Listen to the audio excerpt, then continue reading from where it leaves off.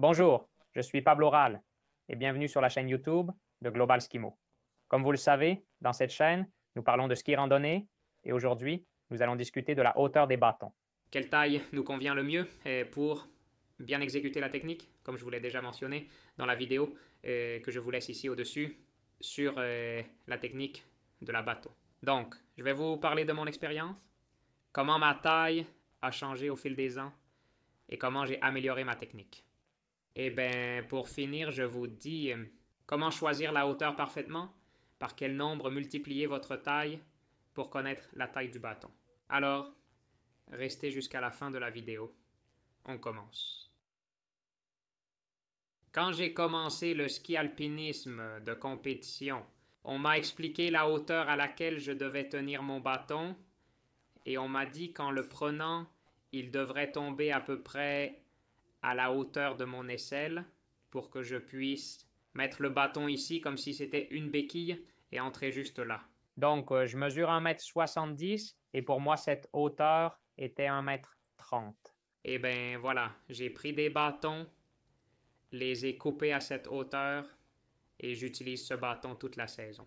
Je n'avais pas encore une bonne technique, donc je l'ai peu à peu perfectionné et c'était un bâton qui me le permettait, qui, sans avoir une très bonne technique, ne me gênait pas et me permettait de monter. Qu'est-ce qui s'est passé? Eh bien, j'ai amélioré ma technique avec le temps. Et je suis allé m'acheter une nouvelle bâton, un peu plus légère. Et cette bâton, donc au moment de la couper, j'ai décidé, je vais la laisser un peu plus longue. Et j'ai dit donc 1,32 m et demi. Une taille pour avoir deux bâtons de différentes tailles et ainsi avoir un peu plus de versatilité. Qu'est-ce qui s'est passé? J'ai essayé ce bâton dans la neige et je n'ai rien remarqué, c'est-à-dire, je n'ai pas vu de différence, il fonctionnait parfaitement, je le manipulais tout aussi bien. Continuer à améliorer ma technique et à la fin de cette saison, je suis allé m'acheter une autre bâton neuve. C'était cette paire. Qu'est-ce qui s'est passé? Le magasin l'avait à 1,35 m et j'ai dit que je ne vais pas le couper juste pour 2,5 cm. J'ai dit que j'allais l'essayer sur la neige. Qu'est-ce qui s'est passé?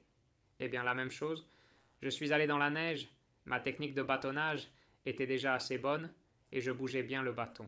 Je pouvais l'étendre devant, je pouvais bien lâcher la main derrière, donc je suis resté avec cette taille de 1,35 m. Puis j'ai eu d'autres bâtons que j'ai également coupés à la même taille et actuellement, c'est la taille que j'utilise pour l'entraînement et pratiquement pour toutes les compétitions. Donc, nous pouvons dire que actuellement 1,35 m est ma taille correcte et regardez plus ou moins où ça me va. C'est un peu plus haut, non? Entre l'épaule et la hauteur de l'aisselle. Quoi de neuf? Que cette année, j'ai une autre bâton, dans ce cas de 1,40 m, qui vous voyez atteint presque mon épaule. Et j'ai aussi testé ce bâton dans la neige et il se débrouille aussi très bien. Cela me permet de bien réaliser le levier complètement simplement. Il a planté un peu plus en arrière, peut-être. Mais il me permet quand même, j'ai fait des courses avec lui, et des courses comme la Sella Ronda, qui était sur piste, et avait beaucoup de sections plates, de glisse. Alors c'est le plus qui me donne 5 cm de traction en plus. C'est un avantage qu'il a. Alors, qu'est-ce que je veux vous dire avec tout cela? Vous êtes venu ici pour connaître la taille de votre bâton, et vous avez découvert que j'utilise de 1,30 m à 1,40 m. Ce que je veux vous dire avec ça, c'est de ne pas vous focaliser exactement.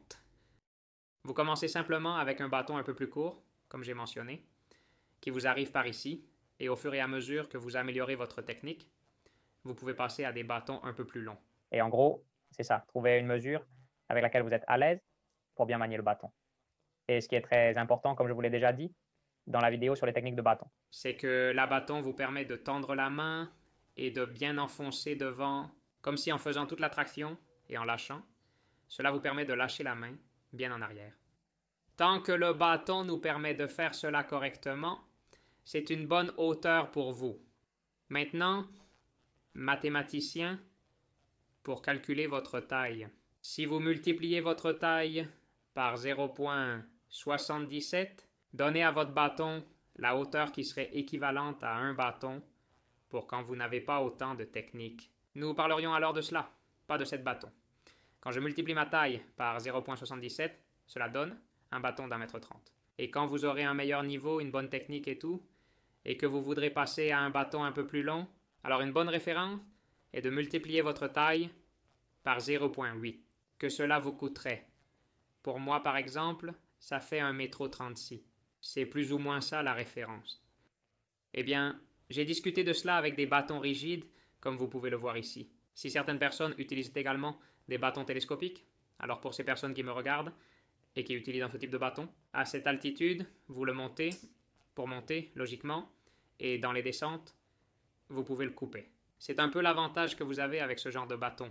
De toute façon, je vais faire une vidéo aussi commentant cela, les avantages et inconvénients d'utiliser un bâton télescopique par rapport à des bâtons rigides comme ceux-ci. Et voilà pour la vidéo d'aujourd'hui. J'espère qu'elle vous a aidé à choisir la bonne hauteur pour votre bâton. Laissez-moi un like si ces vidéos vous sont utiles. Eh bien, pour toute question ou commentaire, n'hésitez pas à me le faire savoir et je vous répondrai rapidement avec plaisir. Abonnez-vous si vous ne l'êtes pas encore et que vous aimez le ski de randonnée. Et n'oubliez pas, appuyez sur la cloche pour ne manquer aucune vidéo. On se voit bientôt avec une autre vidéo. Au revoir.